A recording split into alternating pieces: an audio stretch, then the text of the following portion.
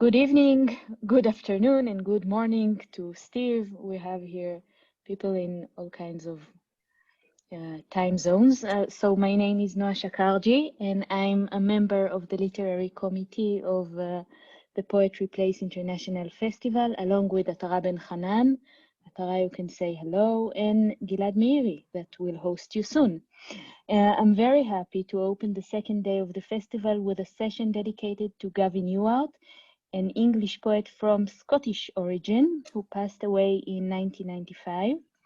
Gilad Meiri, the Poetry Place founder, a poet, editor, and the translator of Ewart poems to Hebrew, will host this conversation. Gilad will present Steve Delshamps and Jane Ewart in a minute. And before I pass the mic to Gilad, some technical issues. Your microphones will be muting during this conversation, but you can write us in the chat box any comments and questions. We'll be following them and we'll present them in the last 10 minutes of the session. So I wish you all a pleasant meeting, and Gilad, to you. Thank you, Noah. Good evening and good morning. I'm very, very happy to be here. I'm very, very excited to talk about Gavin Ewart's poetry in this poetry festival. Gavin Ewart was born in London in 1916, where he lived all his life until he left his body in 1995. He published more than 20 poetry books, and I had the honor and the pleasure to translate to Hebrew 60 of his poems. They were published in a collection that was I can say published a year ago, but in the COVID-19, it kind of disappeared. And now I feel it live again. It was exactly a year ago, in 8th of March. And now I'm very happy to introduce Jane Ewart and Steve Delshamps. We're going to talk about Gavin Ewart's poetry and read from his poetry. Jane Ewart was born and brought up in central London and went to Holland Park School, which was a flagship for comprehensive education in the 1960s. She thinks her father sent her there as a kickback to the formal public school education he had at Wellington, which he hated.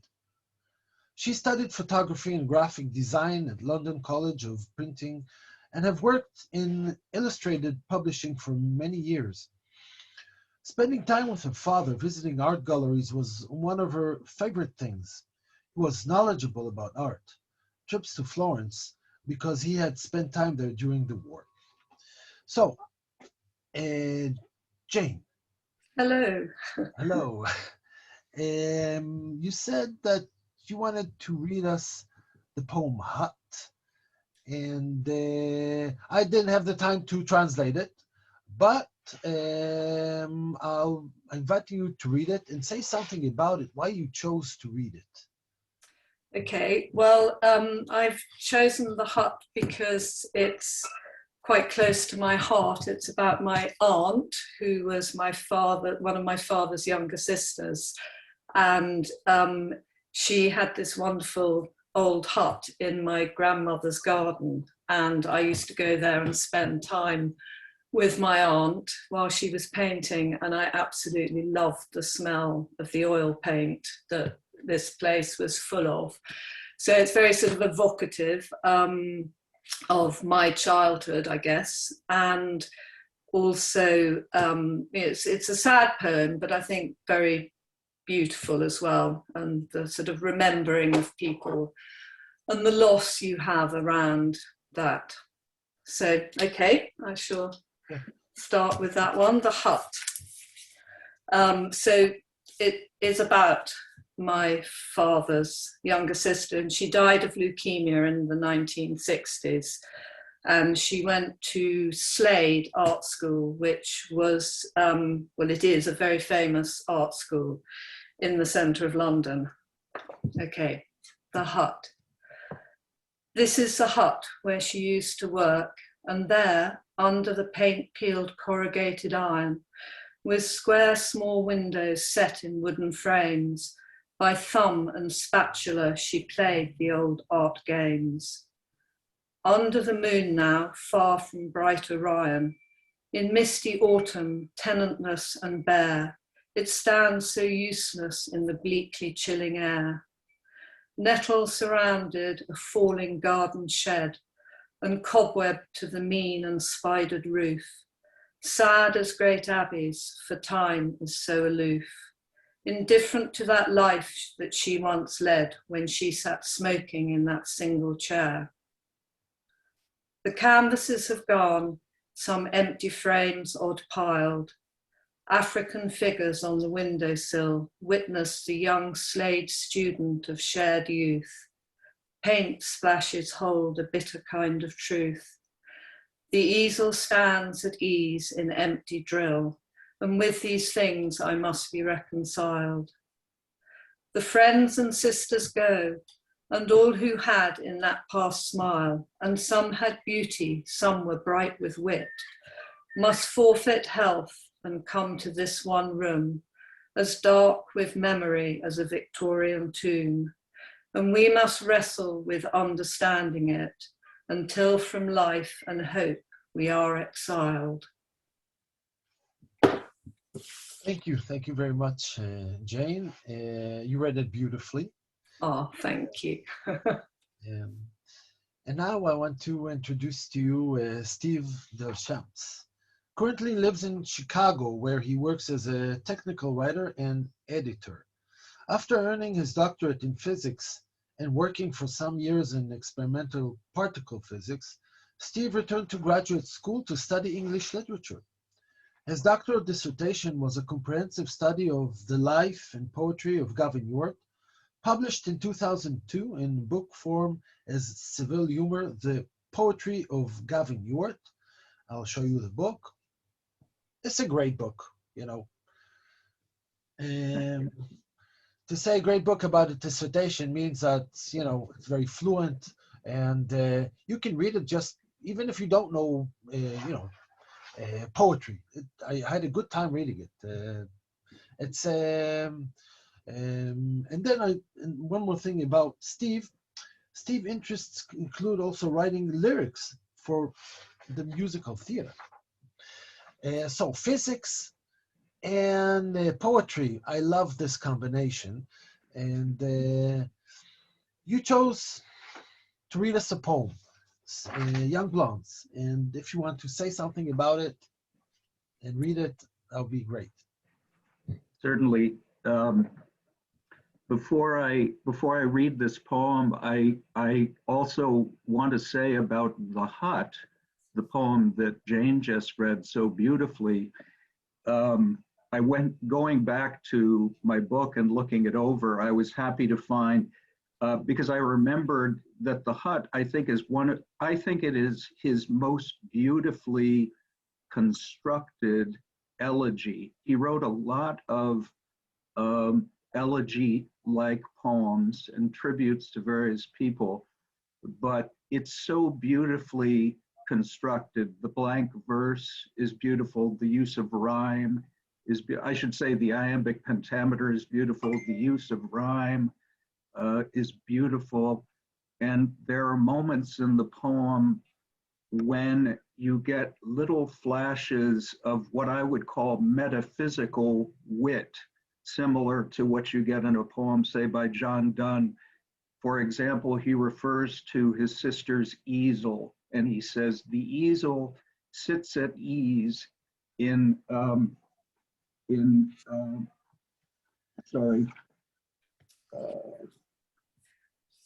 empty drill. Yes. So he uses a military image. It's as if the easel is at ease, you know, it's ready to be used, but it won't. It's an empty drill, you know. But it's wonderful how he pulls language in from different areas. So anyway, it's just an amazing poem and worth going back to many times. Young Blondes, the poem that I'm going to read, illustrates certain aspects of his sense of humor that I find particularly pleasing, and we can talk a little about that after I read the poem. Young Blondes, a religious poem. Young blondes are tempting me by day and night. Young blondes in dreams trouble my restless sight. With curly heads they rampage through my thoughts, full-bosomed in their sweaters and their shorts, or lie sunbathing on an impossible beach, naked, aloof, continually out of reach. On the mine's promenade above the rocks, young blondes go sauntering by in cotton frocks, or flatter cameras with their negligent poses, or drenched in moonlight gather midnight roses. While I am eating, smoking, working, talking, through long romantic gardens they're walking. Protect me, Lord, from these desires of flesh. Keep me from evil in thy pastures fresh, so that I may not fall by lakes or ponds into such sinful thoughts about young blondes. Thank you very much. And now I'll read the Hebrew. Yes. בלונדיניות צעירות, מזמור. בלונדיניות צעירות מפותות אותי יומם וליל. בלונדיניות צעירות מהחלומות, כופות עליי להסתכל. הן מטריפות את דעתי בראשים מטולטלים, בעפודות, מכנסונים ובגופן הבתולי. או שוכבות ומשתזפות בחוף נשגב, ערומות, מרוחקות, לא ניתנות להשגה. בתעלת המחשבות מעל סלעי ענק, בלונדיניות צעירות משוטטות בסלמות כותנה, או מפלרטטות מול מצלמה בפוזות אדישות, או ספוגות אור ירח, כותפות שושני בין השמשות. בזמן שאני מדבר, מעשן, עובד, אוכל, הן מהלכות בגן רומנטי ארוך ומתפתל. שומרני אלוהים מתאוות הבשר, שומרני מכל הרע אשר במראה הבשן, כדי שלא אשקע על יד אגמים או בריכות, במחשבות חטא, אודות, בלונדיניות רכות. Beautiful.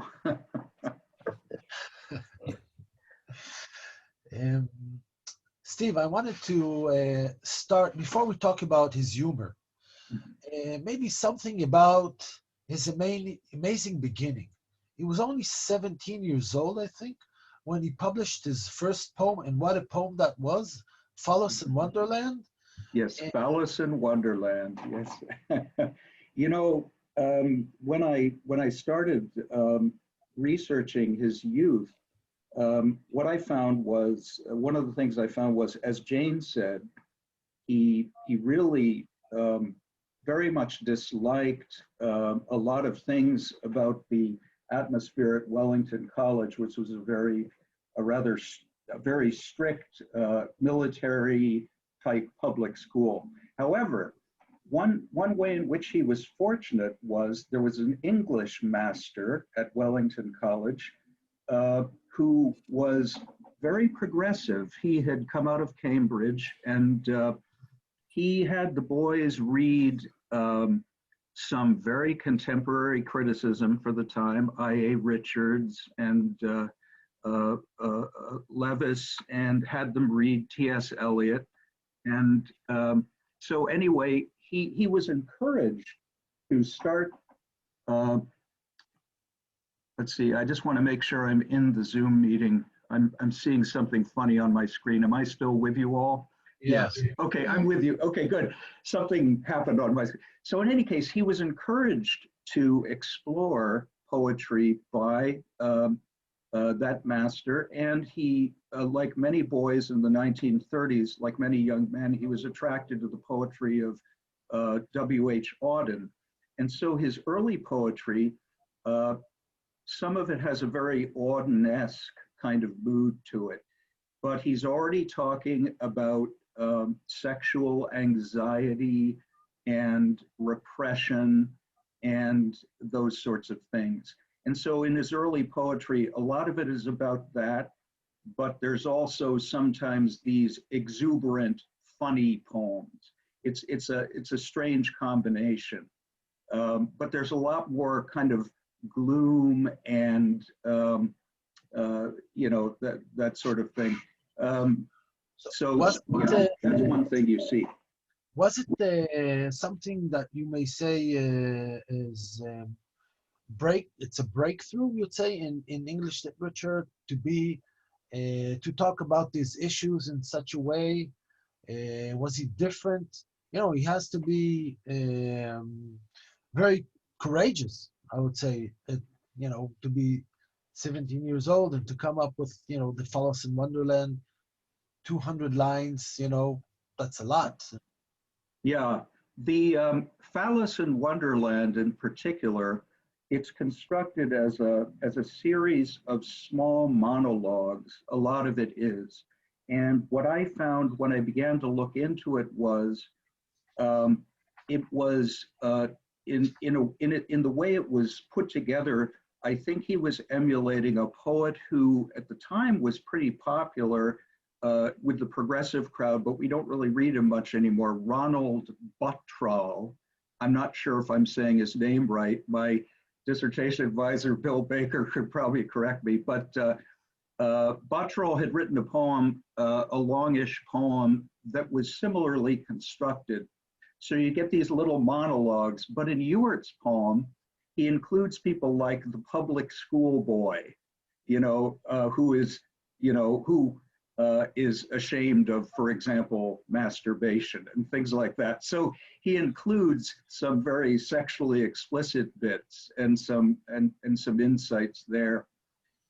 He seems to have been, what Gavin Ewart said in many interviews was he was very intimidated by his father, who was a very serious, very highly respected medical man.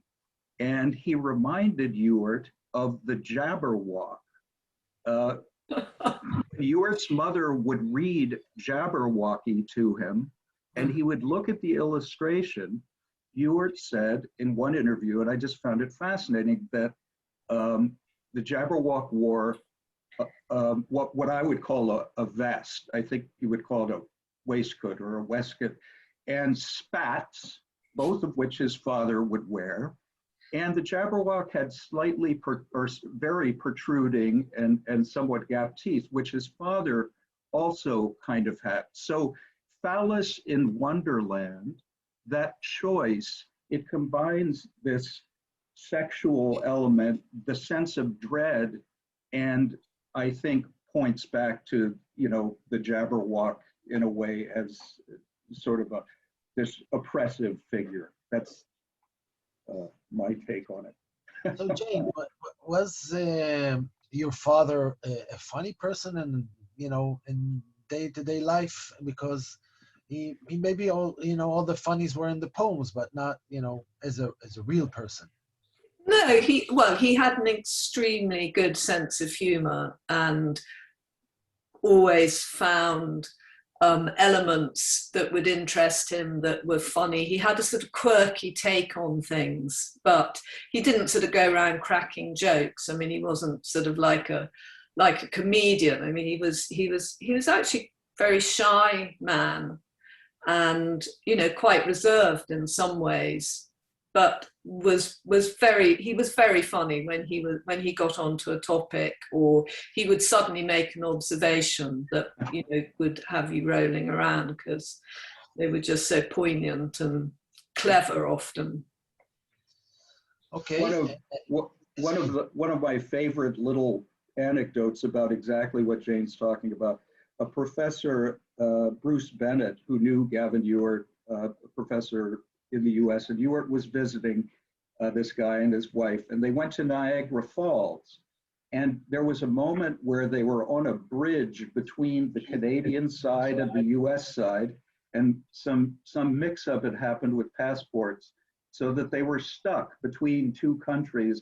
And Ewart looked to one side and he looked to the other side. And he said to Bruce Bennett, "We used to own both of these countries." I love that story. Great, thanks. I want to read the poem that I chose. It really opens the collection. I read the English and the Hebrew. It's called the Ewart organization. And, okay, here we have the share screen. Okay. The Ewart organization. The chairman's charming graduate. He does no work. He just inspires everybody. The deputy chairman makes a few decisions. He's very good at speaking after dinner. The managing director shouts down the telephone.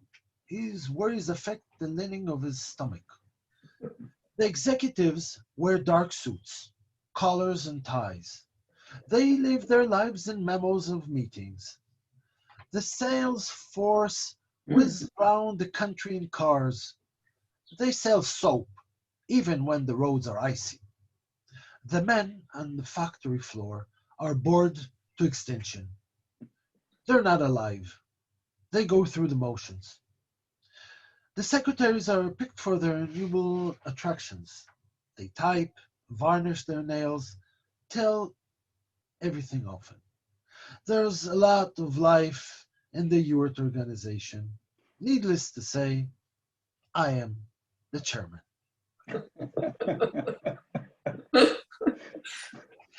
Now, it works really well also in Hebrew. חברת יוארט. הנשיא הוא בוגר אוניברסיטה מקסים.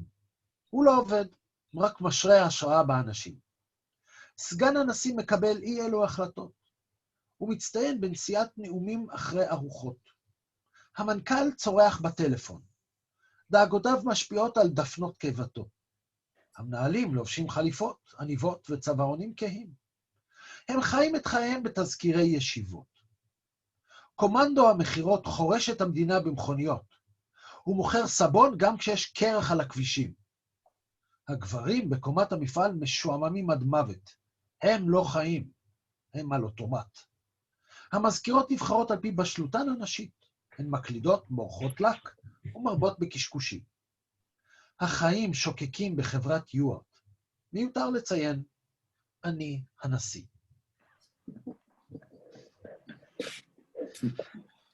Steve,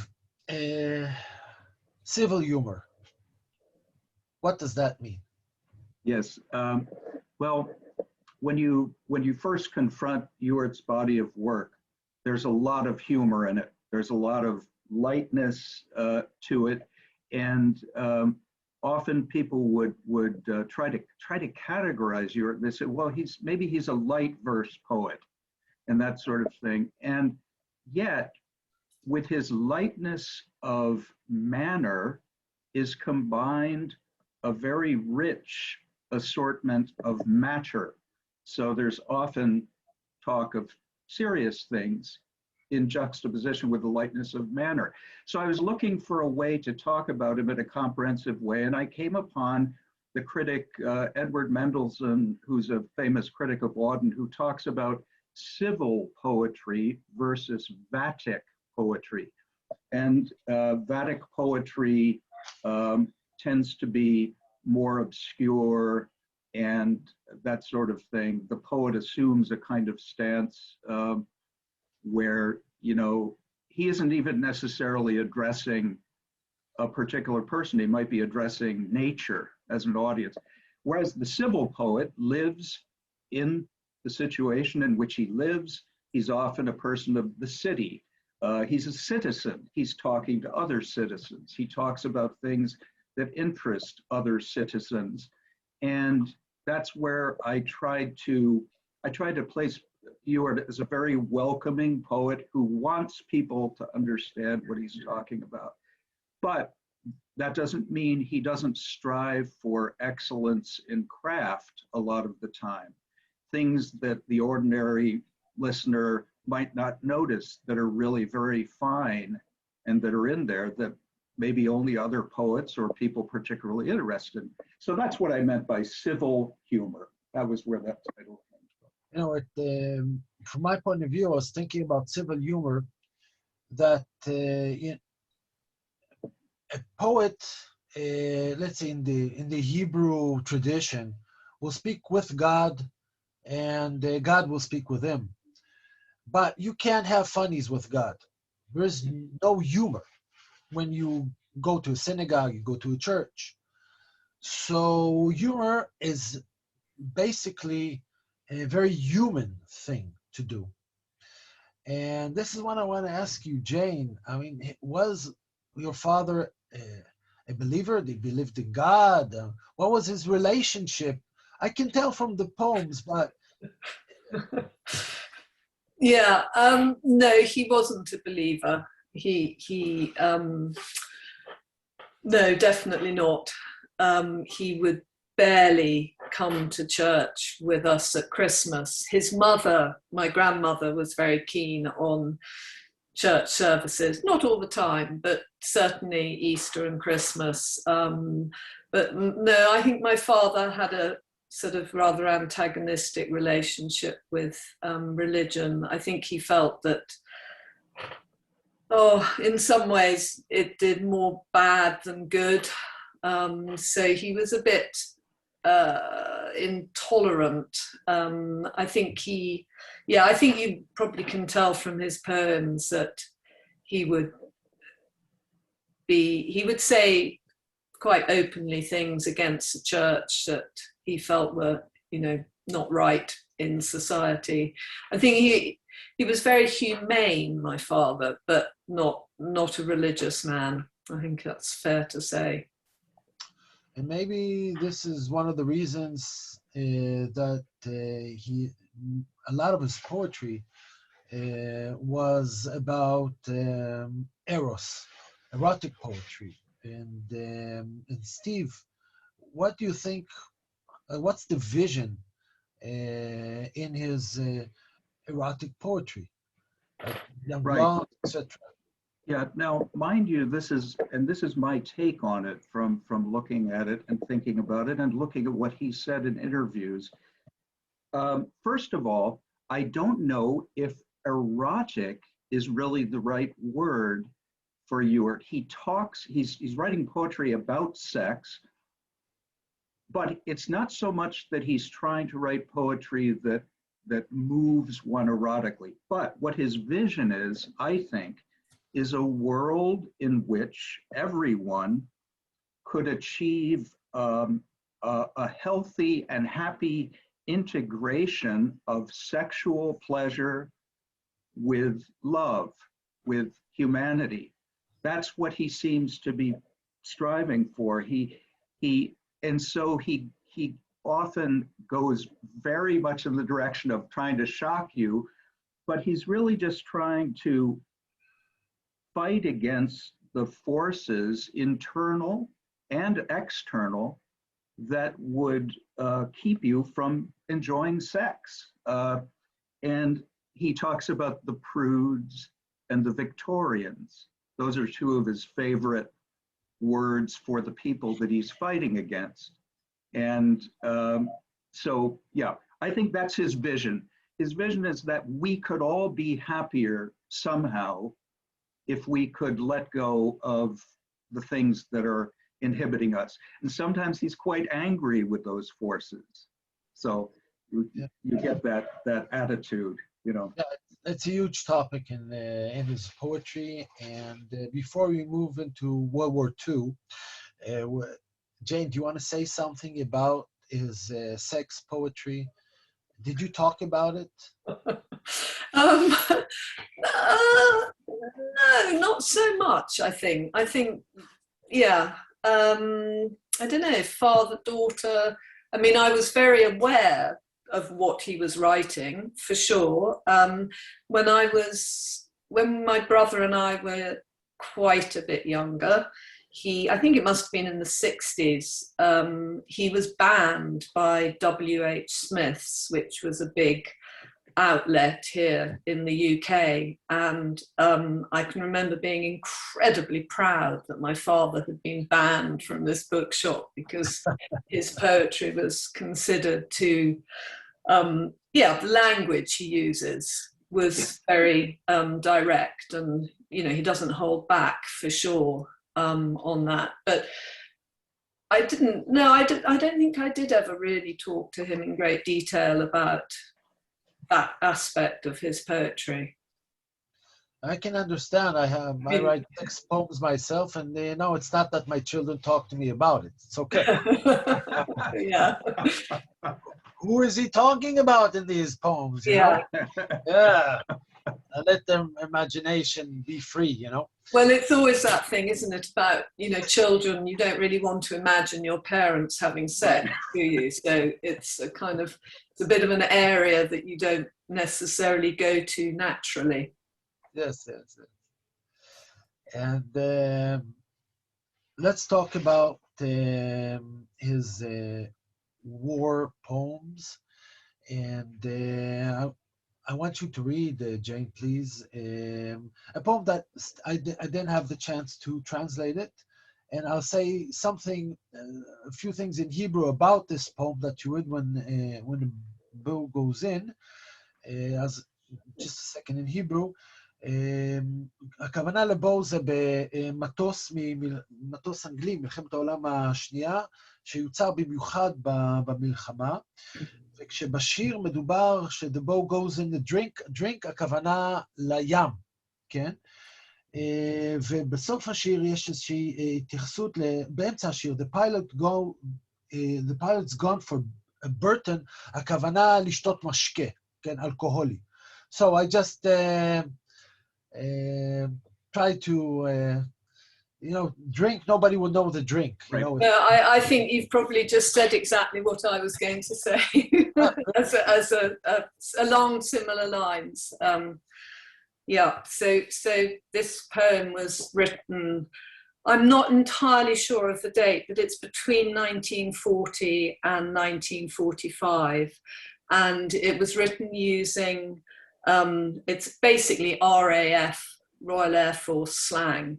And so the bow is a bow fighter, which was a twin-engined night bomber used by the British Air Force.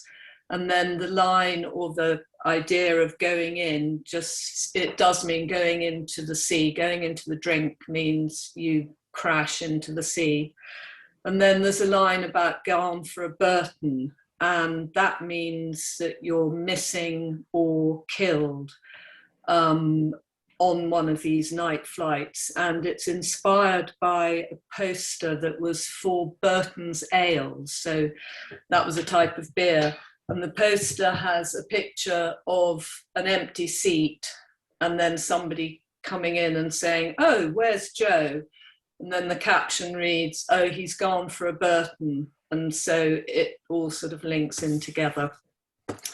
And I think it's also, shows the sort of, it's got that stiff upper lip English attitude.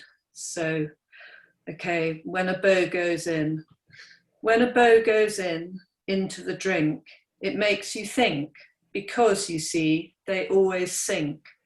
But nobody says, poor lad, or goes about looking sad, because you see, it's war, it's the unalterable law. Although it's perfectly certain the pilot's gone for a Burton, and the observer too, it's nothing to do with you. And if they both should go to a land where falls no rain nor hail nor driven snow, here, there, or anywhere, do you suppose they care? You shouldn't cry or say a prayer or sigh. In the cold sea, in the dark, it isn't a lark, but it isn't original sin. It's just a bow going in.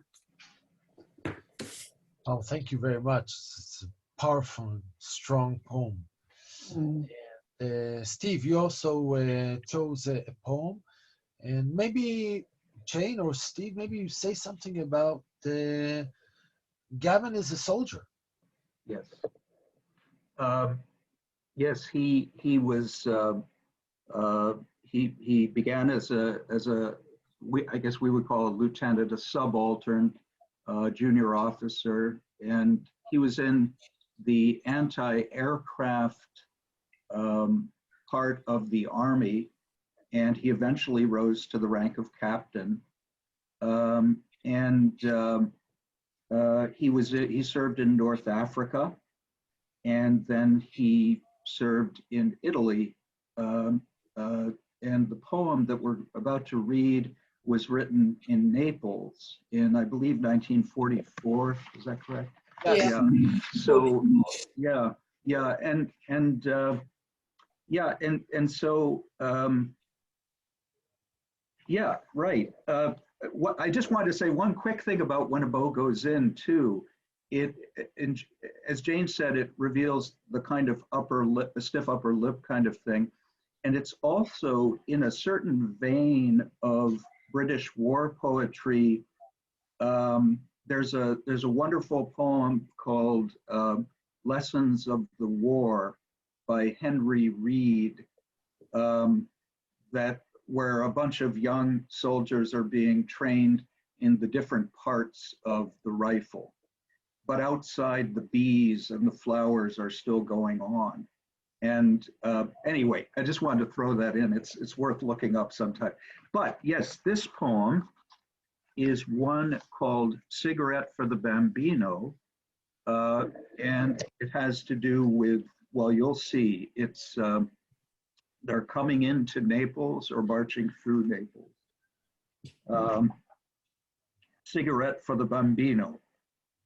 Hey, Joe, cigarette, chocolate, egg and chips, want to eat, want to drink? Vermouth are very good, very nice. Want a girl? Want a woman? In the filthy streets of handsome towns, black market kids accost the soldiers. Under the pictures of the Virgin Mary, whores give themselves for tins of bully. And still, amidst a starving population, the priests ecclesiastically waddle, as fat and sinister as any gangster. Catholicism, black market of the soul, that holds this wretched country down. Corrupted state, corrupted crown, dangles its tarnished, tinkling heaven above this maze of medieval squalor. Gone all the good of European culture, the hangover of taste in tawdry chapels, fat cherubs and Madonnas puffed like clouds, a throbbing, oversexed and maudlin music. Oh, that the centuries should show so little. The beauty of the girls and children shining through rags, their friendliness, the easy kindness of a Latin people, lacking the hardness of the French, brutality of the conceited German, deserve a better heritage than this. Thank you. And I'll read the Hebrew. סיגריה לבמבינו. היי ג'ו, סיגריה, צ'וקולטה, ביצה וצ'יפס, לאכול יס, לשתות יס, ורמונט זה גוטה גוטה, נחמד מאוד, בחורה צריך, אישה צריך. ברחובות המזוהמים של עיירות חתיכיות, ילדי השוק השחור מתחנחנים לחיילים. מתחת לתמונות של הבתולה הקדושה, זונות מגישות את עצמן עבור קופסאות לוף, ובו בזמן, בקרב האוכלוסייה המורעבת, כמרים מרושעים ושמנים מהדסים, חסודים כמו גנגסטרים מצויים. הקתוליות, השוק השחור של הנשמה, מחזיקה מדינה אומללה בביצים. ארץ מושחתת, בני מלוכה מושחתים, שמי העקהים מדנדנים שמוטים מעל מבוך ימי ביניימי מלוכלך. כל התרבות האירופית הטובה הלכה. חמרמורת הענינות של קפלות צעקניות. קרובים שמנים ומדונות נפוחות כעננים. מוזיקה רגשנית מתקרבנת, מיוחמת, דופקת. מאות על מאות ולא נשאר מה להראות. יפי הנערות והילדים מפציע מבעד לסחבות, החברותיות שלהם, הנחמדות הכלילה של הלטינים. נעדרים את הנוקשות של הצרפתים, הברוטליות היעירה של הגרמנים. ראויים למורשת טובה מזו.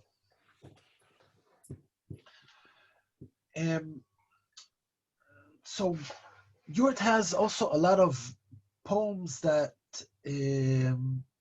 deal with animals. And it seems that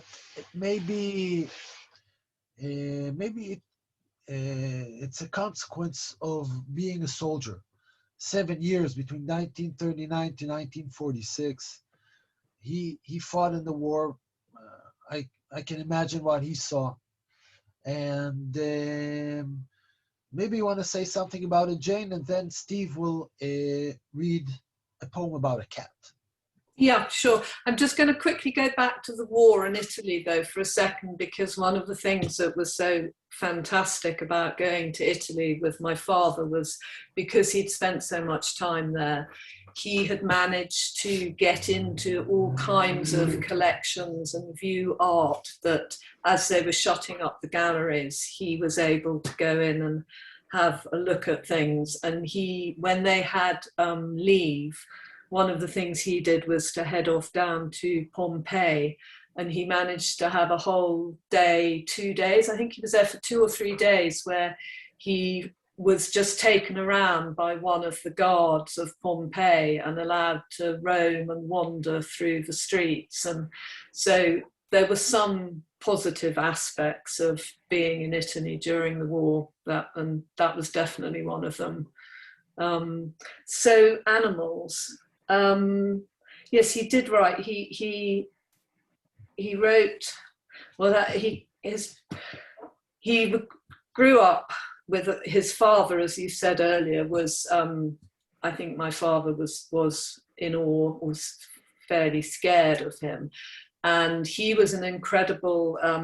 He used to go shooting. He liked shooting. Basically, he would go up to Scotland, to the Isle of Mull, and not just shoot, but obliterate almost everything that moved. And he was well known for, coming back with having shot 90 grouse and 40 hare and that kind of thing. And he used to take my father with him, and my father hated it. He absolutely hated it. And he was, taken out to shoot rabbits. And I think it left a really deep impression on him. And so he had a very, was very sort of tender towards animals and very fond of them. Not sort of soppily so, but yeah, he had a great fondness, and particularly for a couple of cats, 2 or 3 family cats that he was very keen on. And Steve, maybe you can read us this poem about one of these cats. Certainly.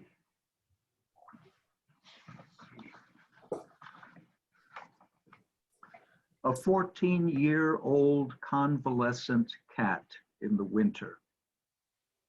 I want him to have another living summer, to lie in the sun and enjoy the douceur de vivre, because the sun, like golden rum in a rummer, is what makes an idle cat un tout petit peu ivre.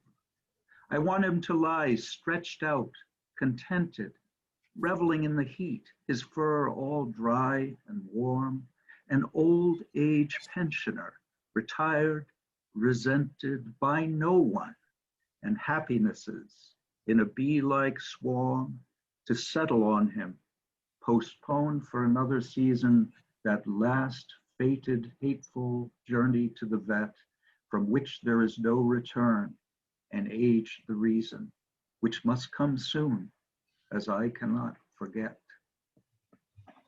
Thank you, Steve. And the Hebrew. חתול בן 14 מחלים בחורף. אני רוצה שיזכה לעונת קיץ נוספת, של רביצה בשמש והנאה מהדוסור דה ויבר. כי שמש, כמו רום זהוב מלוא הספל, גורמת לחתול בטלן להיות אנטופטי פאיבר. אני רוצה לראותו שרוע, מתפנן, מתענג בחום, פרוותו יבשה וחמימה, פנסיונר ותיק בדימוס, גמלאי כזה שאין מי שנותר לו, והחדווה סביבו הומה, כמו נחיל דבורים, ולדחות לעוד עונה, את המסע האחרון הגורלי והסנול לווטרינר, אשר ממנו אין כל דרך חזרה, מפאת זקנה, שבהכרח יבוא במהרה, וזה לא מרפא מזיכרוני.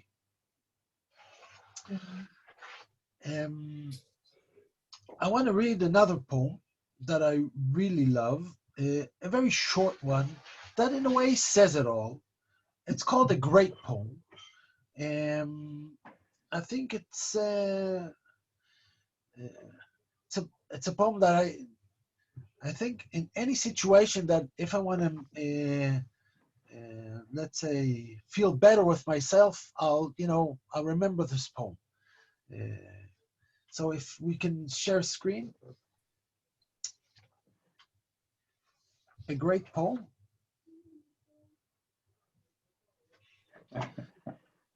A great poem. This is a great poem. How I suffer, how I suffer, how I suffer. This is a great poem, full of true emotion. And there you go. שיר גדול. זה שיר גדול. כמה שאני סובל, כמה שאני סובל, כמה שאני סובל. זה שיר גדול. גדוש, כנות ורגש. So in a way, when I say it says it all, he says the king is naked. We listen to poetry and we don't understand it, and we know that it's T.S. Eliot. Yeah, he's a great poet. And Gavin really made things simple in a very good way. And there's a lot to say about him, and still there were many nice questions that the audience asked, and maybe we can have some, a few minutes and we can answer these questions. And one of them, Noah, you asked, and maybe you can ask Steve. It's very interesting and important question.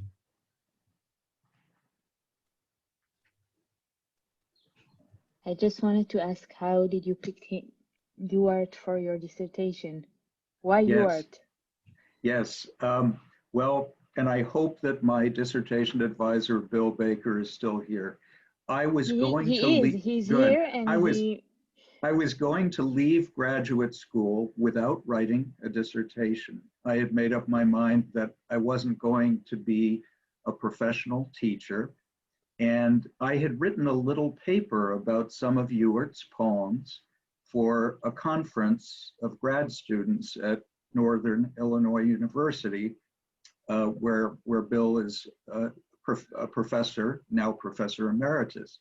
And he happened to, I forget if he heard the paper or just bumped into me and we were talking about it. And he said, "Gavin Ewart, I really like Gavin Ewart. I've listened to him read his poetry. I have some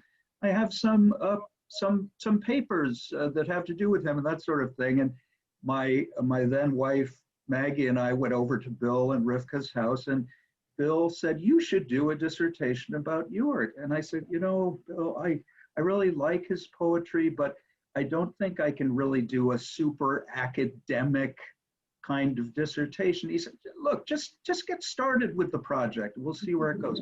That's how I ended up doing a dissertation, which later became a book. Long before that, a friend of mine had given me a small collection of Ewart's poetry, and I had really enjoyed some of them. And so I knew who Ewart was, and that's how that came to pass. Bill also helped me get the book published. That was very helpful in that. Thank you, Steve. Jane, I want to ask you about Gavin Ewart today in England. How is he remembered? Well, I think he's remembered and known, I think, mainly in terms of his published work. It's in anthologies, because obviously not obviously, but sadly there's only one of his titles in print at the moment. I must do something about that and try and get something reprinted, I think. Or, it'd be really nice to do another selection of his poetry for this century. But he's still studied by, students of literature, but sadly, he's not a household name. But I think that comes with the territory with poetry. You have a period. He was because he was so prolific during the 60s, 70s, 80s and 90s, and then he's not generating anything. So yeah, I think that's, yeah, it's not, he's not, if you ask, when you ask a younger generation, only people who are studying literature know of him. Steve, what do you say about that? Yeah, I think I agree completely with what Jane said. I would say also, I suspect when I look at the anthologized poems, I suspect that he's being remembered chiefly as a poet who tried to bring sex back into poetry in a kind of down-to-earth way. That's what people seem to gravitate toward. And those poems are very interesting, but there's so much more to him that one can look at. And so if there is another selection coming up, it would be interesting to look at these different periods in his poetry and see how he touches on some of the currents in 20th century British poetry. He's, again, for me, he's a civil poet. He's a man speaking to men, in Wordsworth's famous phrase. And he talks to the people of his city, London, and whoever will listen. So I want to surprise you and William Baker. Can you unmute William for a second? And Professor William Baker. Professor William Baker, can you unmute for a second? And yeah, I'm hearing you. There he is, the man himself. Okay.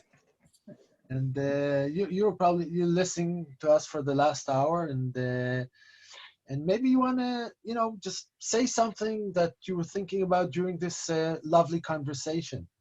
Yeah, well, first of all, I'd like to thank you and the organizing committee for doing this. This is fantastic.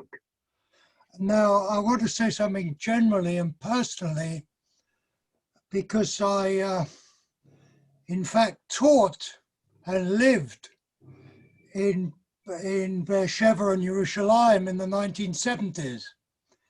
And I had a very, very close friend, Nelson Berkoff, who was in Italy at that time.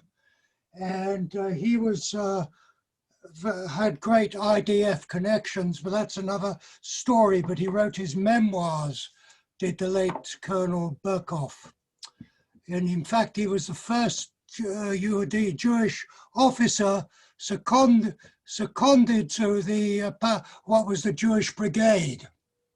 And he's written about the great difficulties experienced during that time. But apropos of Ewart, how I came across Ewart was when I went back to Anglia, to England. I was teaching in English Midlands, and there were poetry readings in Leamington Spa.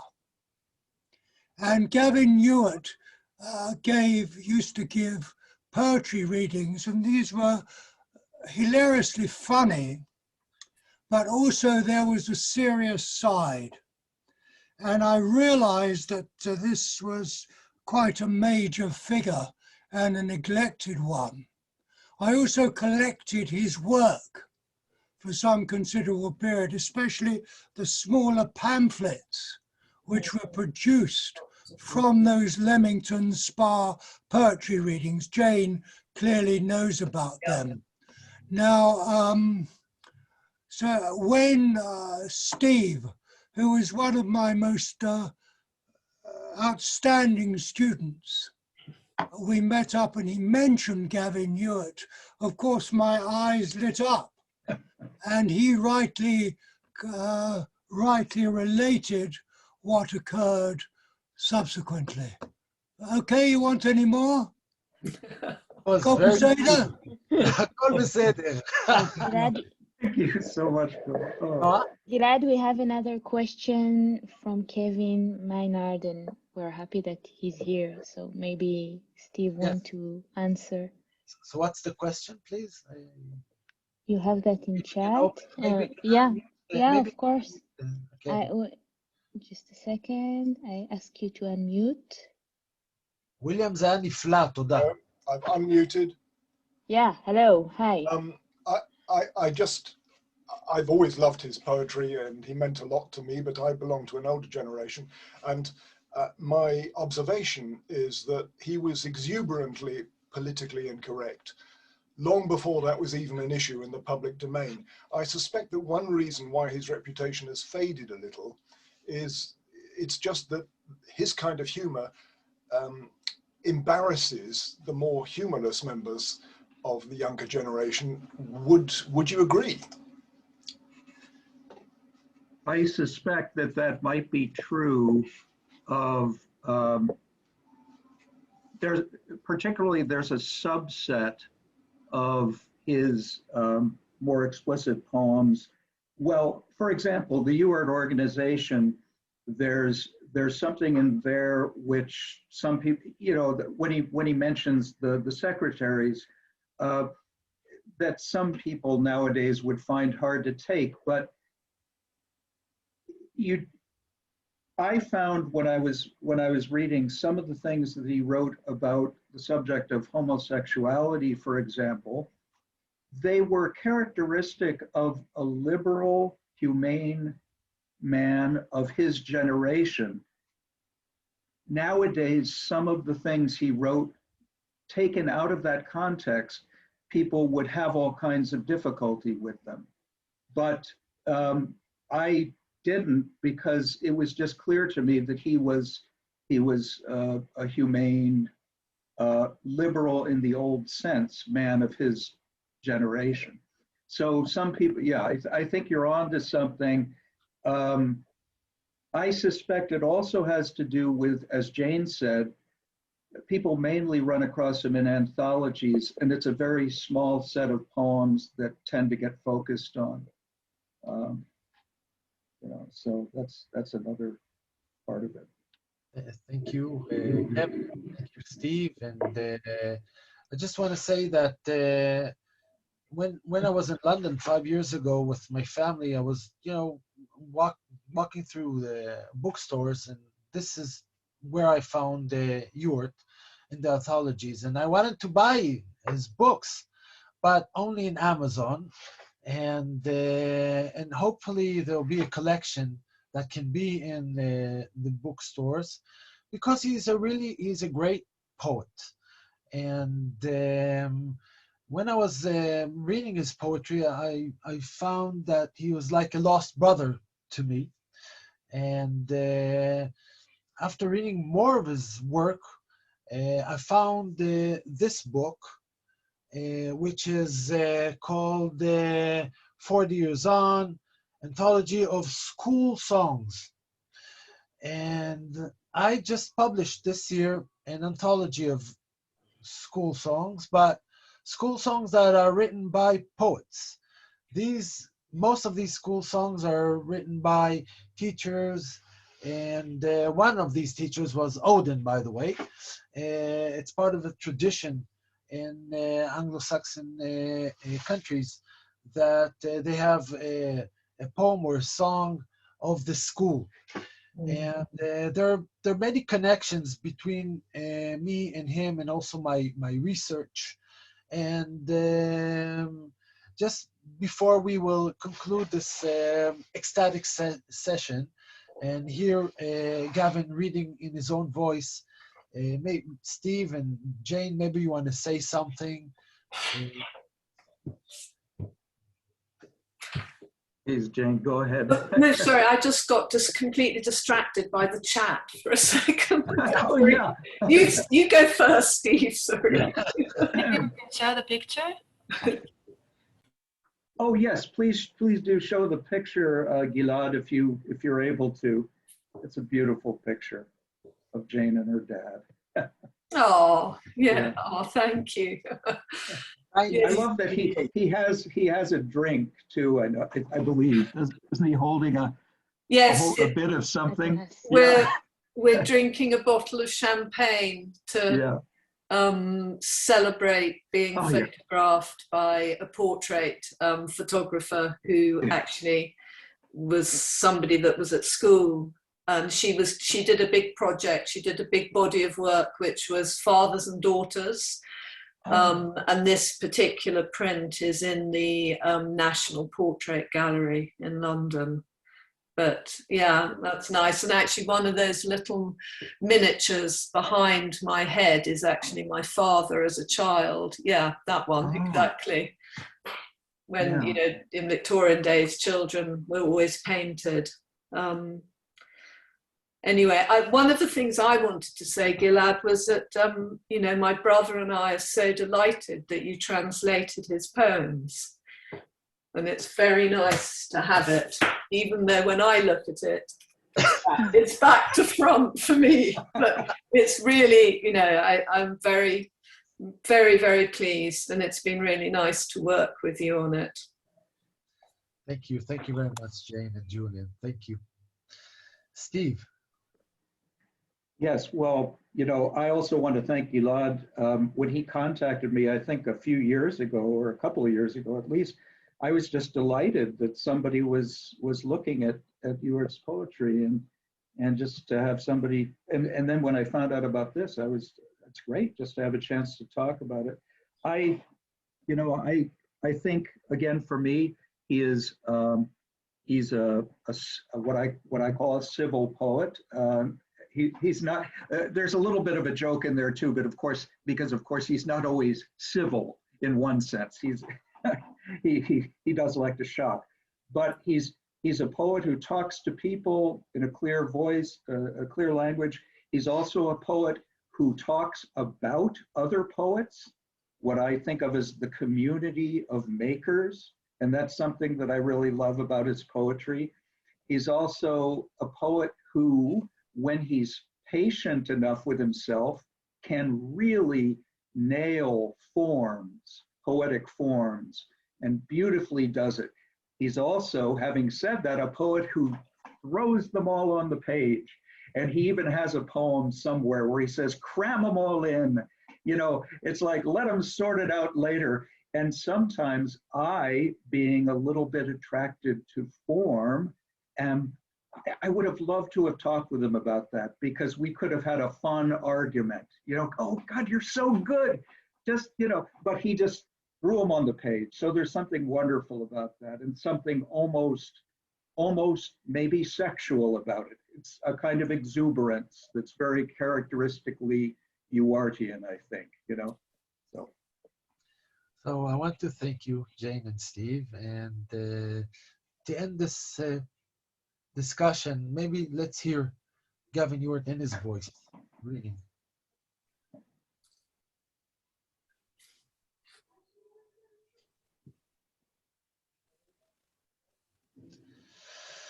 And Hugh is keen on Jim. Charles is in love with very few, and few are in love with him. Mara sits typing notes of love with romantic pianist's fingers. Dick turns his eyes to the heavens above, where Fran's divine perfume lingers. Nicky is rolling eyes and tits and flaunting her wiggly walk. Everybody is thrilled to bits by Clive's suggested talk. Sex suppressed will go berserk, but it keeps us all alive. It's a wonderful change from wives and work, and it ends at 5:30. And the Hebrew, חברויות משרדיות. חווה חולה על מתי, ומתי דלוק על שלמה. אמיר מאוהב במעטים, ומעטים מאוהבים בו. פנינה מקלידה פתקי אהבה, באצבעות ענוגות של פסנתרנית. פיני נושא עיניו לגן עדן שמעליו, שם שורה בוסמה אלוהי של רונית. גילה מגלגלת עיניים ושדיים, ומנפנפת בהילוך נפתל. כולם מרוצים עד השמיים מדיבורו הרומזני של טל. הדחגת הסקס מוציאה מן הדעת, אך שומרת על בריאות הנפש. היא מקלט מראיות ומעבודה שמסתיים ב-5:00. Thank you, Gilad. I want to thank Gilad Meiri, Steve Delshamps, and Jane Ewart for this wonderful talk, and to the Poetry Plays Festivals and entire staff, Atara Ben Hanan, Shirin Magen, and Ayelta Shachar Friedland. And I invite you all to participate in the next session that will start at 7:30 Israel time. Idan Barir will host Ronnie Somek, and maybe we will have another